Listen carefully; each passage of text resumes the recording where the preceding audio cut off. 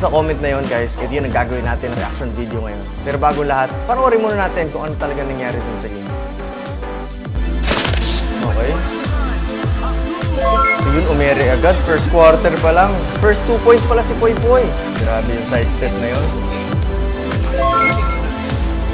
Pag umere si Poy Poy ng ganito, it's a bit impossible na masabayan.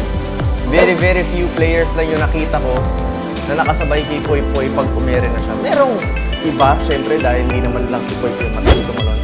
Pero very few.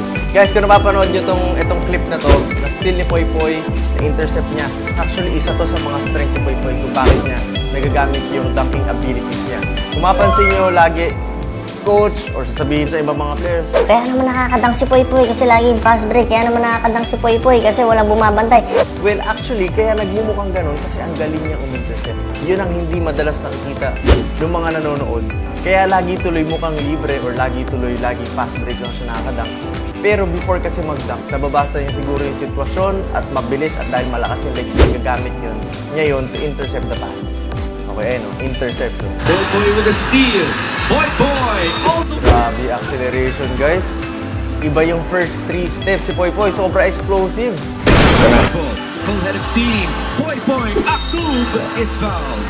Isa yon sa mga ways para ma-stop si Poy Poy sa fast break. Foulin mo. Pero kasi shooter din si Poy Poy sa free throw. So, On to Poy Poy. ayan na. Corner 3 Corner 3 point. Good. Guys, isa sa mga strengths si Poy Poy, una pa lang siyang dumating sa akin. Actually, hindi ko ina-expect na ganun kaganda yung shooting niya. Nung dumating siya sa Mavs, ina-expect talaga naming lahat. High flyer, dunker, yun talaga. Pero nung nagkaroon kami ng games, antipolo to, yung may half court kami, doon nakita ko kung gaano ka-shooter si Poy Poy at yung potential niya maging shooter. So, hindi lang natatapos ang kanyang skills pagdating sa dunk. As an observation, as a skills trainer sa akin, marami siyang kayang i-improve. Pero ngayon, ang gamit na gamit, syempre yung dunking ability niya, yung layup niya, yung paglipad niya. Happen dito, ito. Digit yung laban, ha? 40-32. Digit. Babad na babad si Poy Poy, ha? It means, kukuha niya na yung kumpiyansa niya, at saka yung kumpiyansa ng teammates niya, kumpiyansa ng coach niya sa kanya. So, that's a good sign. Sa mga ano, tingnan guys yung left na ano. Isa yan sa mga kinokorek dapat yung landing, which is, yun, nabangga naman talaga siya, pero syempre puhunan ni Poy Poy yung legs niya eh. Kailangan niya matutunan talaga yung landing niya, at saka yung mga alanganin na pag-drive. As much as, ayan o. Ayan, tingnan nyo. Straight na straight o. Ah! Buti walang nangyari. Ayan o, shooter sa free throw. So kahit i-foul mo, hindi mo rin masasabi na good foul yung ginawa mo pag in-stop mo siya sa fast break kasi kaya niya i-convert. Dikit na dikit pala to. Ayan na, lumipad na. Alam niyo guys, kapag lumayup to si Poy Poy, kahit hindi dunk ka, yung normal na layup niya, kung ganun ka talaga, parang may spring.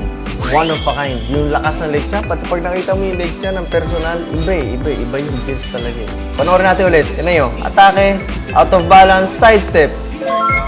Mukha siyang sobrang dali, pero kung hindi ka kalakas legs mo na out of balance ka, hindi ka na makaka... Last few minutes ng third quarter, inupo si Poy Poy. So para iupo ka ng last few minutes ng third quarter para i-ready ka ng fourth quarter, it means isa na siya sa mga main players. At siguro nakuha niya yung respeto na before and after the game. Ay, ito na si Poy Poy. Nasa loob na. Last 5 minutes ko na. Ang bilis ng takbo niya. Pero he was able to slow down. Aktub with a 1-2. Mag-slow down, 1-2. Kaya good control. Isa pa to sa mga ability si Poy Poy. He has the ability to explode, pero kaya niya rin mag-slow down para pumihit, sidestep, at finish ng layup. So, good control daw. Okay, congratulations, Poy Poy. Tapos na, 90-80.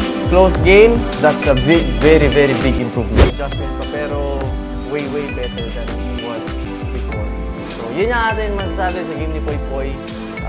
Let's play again. And, guys, nyo ko at gamitin ang hashtag Coach Mav Reacts. Kaya maraming salamat and God bless.